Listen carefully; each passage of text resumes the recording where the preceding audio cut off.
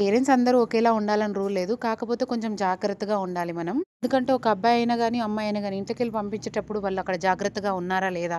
ఎలా ఉన్నారు? ఏంటి అనేది కనుక్కుంటా ఉండాలి. కొంతమంది పేరెంట్స్ చాలా నిర్లక్ష్యంగా ఉంటారు. అంటే పిల్లలు మంకు చేస్తున్నారని చెప్పేసి అలా హాస్టల్‌కి పంపిస్తా ఉంటారు.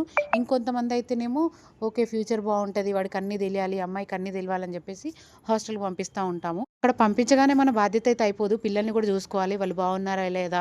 ఎలా ఉంటున్నారు? హాస్టల్ ఎలా ఉంది? వాతావరణం ఎలా ఉంది? అని కనుక్కోవాలి. ఇప్పుడు ఈ విషయం ఎందుకు చెప్తున్నానంటే హాస్టల్‌లో ఒక సిట్యుయేషన్ అయితే జరిగిందనమాట. ఒక అబ్బాయిని ఒకడైతే చాలా దారుణంగా కొడుతున్నారు. కానీ నలుగురున్నారక్కడ. ఏ ఒక్కరు ఆపలేదు. నలుగురు 4 దిక్కుల్లో నిల్చున్నారు గానీ వాడిని ఒక్కడిని చేసి కొడుతుంటే ఎవ్వరూ ఆపట్లేదు. అరేయ్! మనతోటే చదువుకుంటుండు, మన రూమ్‌లో ఉంటుండు ఎందుకురా కొడుతున్నావు అని ఒక్కరు కూడా ప్రశ్నించలేదు. ఇట్టి వాళ్ళను సైకోగాళ్ళు అని అంటారు. నేత్రానందం అంటారు గదా!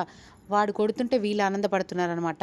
ఒక్కడిని జేసి వాడొక్కడు కొడుతుంటే చాలా బాధ అనిపించింది వీడియో జూసినప్పుడు. అందుకే పిల్లల్ని హాస్టల్‌కి పంపించేటప్పుడు కొంచెం జాగ్రత్తగా ఉండండి అని జెప్తున్నా.